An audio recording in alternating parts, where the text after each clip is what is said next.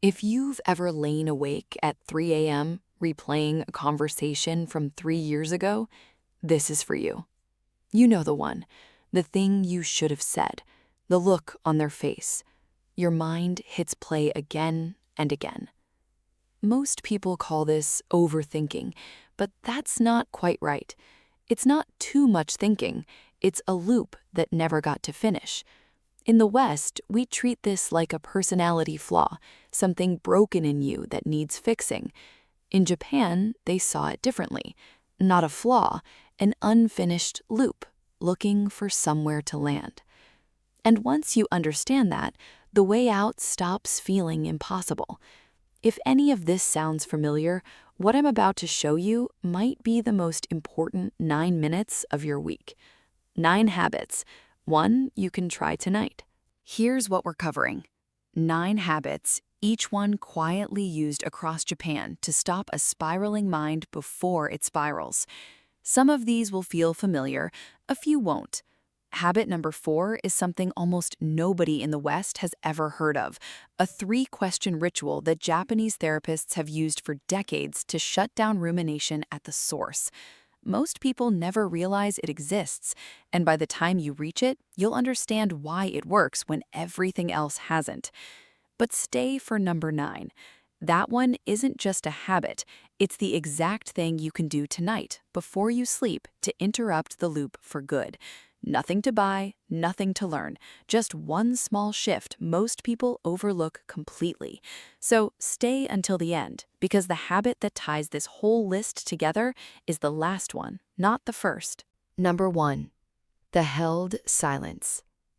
Think about the last time you had a quiet moment. What did you do with it? Most people reach for something. A podcast, a scroll through the phone, background noise just to fill the gap. Silence feels uncomfortable, almost unsafe, like something is missing if there's nothing playing. So we fill it, every time, without even noticing we're doing it. In Japanese dojos, before any practice begins, there's a moment called Mokusō, a held silence, eyes closed, hands still, nothing happening on purpose. Tea masters do the same thing before pouring a single cup. No music, no talking, just a pause, deliberately placed before the task even starts. Not because nothing is happening, because something is settling. This is ma, the Japanese idea that empty space isn't a gap to be filled, it's where the real work happens. A pause between 2 notes is still music. A silence before a task is still part of the task. Here's what nobody talks about. Your overthinking doesn't get louder in silence. It gets louder when you never give it a moment to just be. The noise you're avoiding isn't in the silence, it's in the constant filling. Try this tonight, before anything else. 60 seconds of nothing. No sound, no scroll, no plan. Just let the space stay empty. Because the next habit works on something even the silence can't reach, the conversation you keep having with someone who isn't even there. Number 2. This moment, once. You're sitting across from someone, and half your mind is already gone, rehearsing what you'll say next, planning your response before they've even finished their sentence, running the conversation you're about to have with someone else entirely. The one from earlier, the one you're dreading tomorrow. You're present in body, somewhere else in mind. In Japan, tea ceremonies carry a phrase for this exact failure. Ichigo Ichie. One time, one meeting. The idea that this exact gathering, with these exact people, in this exact moment, will never happen again. Not quite like this. Even if you see the same person tomorrow, this moment is already gone, so it deserves your full attention, right now, while it still exists. And this is the part that changes how you see everything else. Your rehearsing mind needs fuel. It feeds on future conversations, imagined arguments, things that haven't happened yet, but it cannot survive on a moment that's already claimed. When you actually arrive, fully, right now, There's no room left for the rehearsal. The fuel runs out. You've been living with a mind that's always one step ahead of you. Japan solved this centuries ago with a single question. Will this exact moment come again? It won't, so let it have you completely. Because what comes next isn't about staying present, it's about unlearning something you were never taught you didn't need: expertise. Number 3, unlearning expertise. By now, you've gotten good at things: your job, your relationships, the version of yourself you present to the world. And with that comes a quiet pressure to keep performing competence, to analyze every move before you make it so nothing looks like a mistake. You second-guess the email before you send it. You replay the meeting, checking for anything that made you look unsure. Competence becomes a cage you built yourself. Japanese Zen practice has a name for the opposite state: Shoshin, beginner's mind. It means approaching even the most familiar task as if you were doing it for the very first time. No expertise to protect, no image to maintain. A tea master with 40 years of experience still pours the cup as though it's her first, not because she's forgotten how, because remembering how traps the mind in evaluation instead of action. This matters more than it sounds. Overthinking often isn't really about the decision in front of you. It's about defending a version of yourself that already has to be right. Shoshin removes that self to defend. If you're a beginner, there's nothing to protect, nothing to analyze into the ground. And if you're watching this, you already know what I mean. Some part of you is exhausted from always having to know the answer. Tonight, try one small thing as if you'd never done it before. Notice how much quieter your mind gets, because the next habit reaches back into something you've been carrying that was never actually about the moment you think it is. Number 4, the one I told you about earlier. Most looping thoughts don't actually go anywhere. They just circle. The same argument, the same regret, the same worry, spinning in a loop with no exit. You can't outthink a loop, because thinking is exactly what's keeping it spinning. What it needs isn't more analysis. It needs a container. This is Naikan, a structured self-reflection method developed in Japan and still used by therapists today, built on 3 quiet questions. What did I receive? What did I give? What trouble did I cause? That's it. No open-ended spiraling, no chasing a thought wherever it wants to go, just 3 fixed questions, asked in order about one specific relationship or moment. Here's why it works when nothing else has. Overthinking thrives on infinite space, a mind with no edges, free to replay anything endlessly. Naikan takes that infinite space and gives it exactly 3 doors. The loop can't spin forever inside a structure that has a beginning, middle, and end. It has to land somewhere. And landing is the one thing your mind has been unable to do on its own. Most people never realize a fixed structure can be more freeing than an open one, but that's exactly what happens here. Tonight, pick one moment still looping in your mind. Ask the 3 questions, watch it finally land. Because habit 5 doesn't ask you to think at all. It asks you to leave the mind behind completely. Number 5, leaving the mind behind. When your head feels full, the instinct is to clear it with more. A call to a friend, music turned up loud, a walk with a podcast running in your ear. Anything to drown out the noise with a different kind of noise. It works for a moment, then the loop finds a gap and slides right back in. In Japan, there's a different approach entirely, and it has an actual name: Shinrin-yoku, forest bathing. Not hiking, not exercising, not even really walking with a destination in mind, just wordless immersion in a forest, the sound of leaves, the smell of wet bark, the light moving through branches. No words, No input to process, just senses doing what they were built to do before language ever got involved.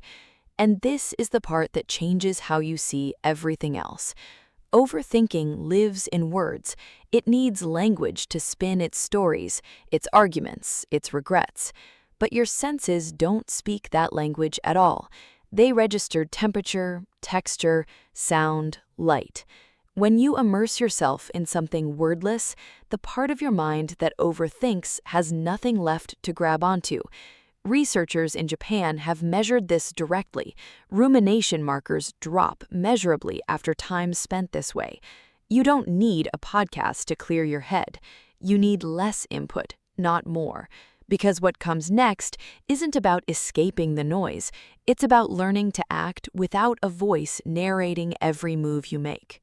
What we're about to cover next, most people in the West have never even considered. Number 6. The voice that narrates everything. Right now, as you move through your day, there's a voice running commentary on almost everything you do. Should I say that? Was that the right choice? What will we think? It narrates your actions before, during, and after they happen, and most people assume that voice is just what thinking is. It isn't. It's a habit, and it can be quieter than you think. In Japanese martial arts, there's a state called Mushin, no mind. It doesn't mean an empty head or a blank stare. It means acting without the narrator running alongside the action, moving, responding, deciding, without a voice interrupting to evaluate every step. A swordsman in Mushin doesn't think about the strike simply happens, clean and unburdened by commentary. Here's what nobody talks about. Overthinking isn't the presence of thought, it's the presence of narration on top of thought, a second voice judging the first. You can act, you can decide, you can move through your evening without that second voice weighing in on every single choice. Tonight, try one task in complete silence, inside and out. No self-commentary, just the doing. Because habit 7 takes this even further. It shrinks the decision itself so small, the narrator has nothing left to comment on. Number 7. The decision too small to overthink. Big decisions paralyze people. Should I change jobs? Should I say something to them? Should I finally start that thing you've been putting off for a year? The bigger the decision feels, the more your mind circles it, weighing every angle, terrified of getting it wrong. So you do nothing. Not because you don't care, because the decision is too large to hold, so your mind just keeps turning it over instead of touching it at all. Japan has a philosophy for this, born out of manufacturing, but now woven through daily life. Kaizen, continuous, tiny improvement, 1%. Repeated instead of one giant leap attempted once. Not change your life today, just one small, almost embarrassingly small step taken right now. This is the one habit that makes everything else on this list actually work. A big decision gives the overthinking mind endless surface area to grip. A tiny one gives it almost nothing. There's no need to weigh, debate, or spiral over a step so small it barely counts as a decision at all. And once you've taken it, the next tiny step is somehow easier to see. You don't need to solve the big thing tonight. You need to take the smallest possible piece of it, one message, one sentence, 1 minute, and let that be enough. Because the next habit isn't about doing one thing at a time. It's about doing nothing else at the exact same time. Number 8. Doing nothing else at the same time. When your mind won't quiet down, the instinct is to outrun it. Answer emails while the TV plays in the background. Scroll while you eat. Listen to something while you clean, while you drive, while you fall asleep. Stack enough tasks together and maybe the thoughts won't catch up. Except they always do. Multitasking doesn't outrun a loud mind. It just gives the loop more places to hide. In Japan, there's actually a word for this exact habit, Nagara-zoku, the while doing tribe, people who eat while working, walk while texting, exist in a constant state of doing two things badly instead of one thing fully. And increasingly, teachers and researchers there point to it as the opposite of what actually calms an overactive mind. The antidote is almost insultingly simple. Do exactly one thing. Full attention, nothing stacked underneath it. Eat without the phone. Walk without the podcast. Wash the dishes and only wash the dishes. Most people never realize that mental noise doesn't come from having too many thoughts. It comes from having too many things happening at once for the mind to fully land on any of them. Give your mind one thing to hold, and it stops needing three others to distract it from the one it can't handle. Try this tonight with something small. One task, nothing playing alongside it. Because the ninth habit is the one I promised you at the very start, the one to try before you sleep. Save this one for last, because it changes how you see everything before it. Number 9. The one you can try tonight.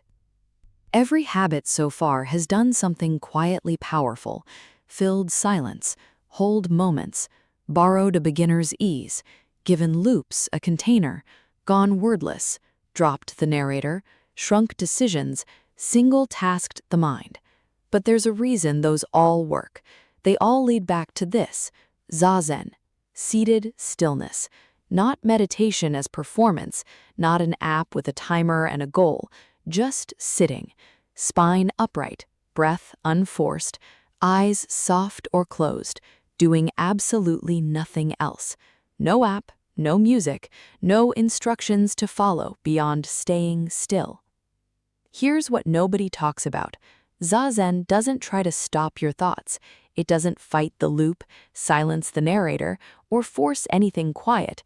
It simply gives your mind one place to sit while everything else settles on its own. Every habit before this one worked because it removed something: noise, rehearsal, expertise, infinite space, words, narration, size, stacking. Zazen removes all of it at once by removing nothing at all except your resistance to sitting still. Tonight, before you sleep, sit for 2 minutes. Nothing else. Let your mind land wherever it lands. This is the one habit that makes every other habit make sense. 9 habits. One idea underneath all of them. Your mind isn't broken, it's unfinished. Every loop you've ever replayed at 3 a.m. wasn't proof that something was wrong with you. It was proof that something never got a place to land. Held silence gives it space.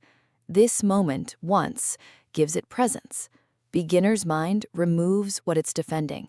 3 questions give it a container. Wordless immersion takes away its language. No mind quiets the narrator. One tiny step shrinks what it's circling. One task at a time stops the stacking.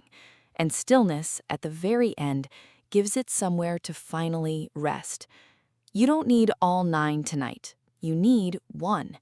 If you're still watching, you already know which habit is calling to you. Maybe it's the 2 minutes of stillness. Maybe it's the 3 questions about someone who's been looping in your mind for years. Whichever one it is, don't just remember it. Do it tonight, before you sleep, while it's still close enough to reach. Most people never realize their overthinking was never asking to be fixed. It was asking to be finished. If this gave you even one thing to think about differently, share it with someone who needs to hear it tonight too. And subscribe, because every week we go a little deeper into the quiet wisdom Japan has been living for centuries. You don't need to silence your mind, you need to give it somewhere to land. And tonight, that's all it takes.